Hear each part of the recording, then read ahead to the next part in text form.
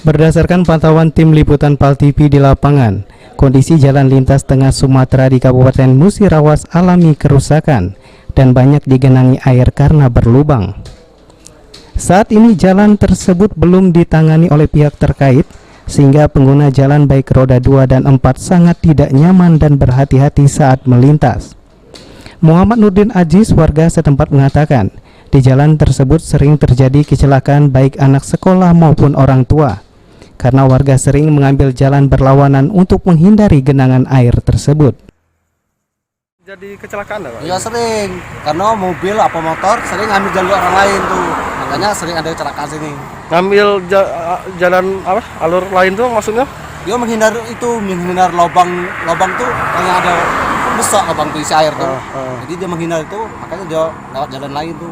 Siapa saja yang sering kecelakaan itu? Anak-anak sekolah sering SMA kalau keluar dari sekolahan. Sementara itu, Rudi Kurniawan, warga di lokasi yang sama, berharap agar jalan di Simpang Terawas ini dapat diperbaiki pemerintah provinsi maupun pemerintah setempat. Rusaknya sudah lama Pak itu?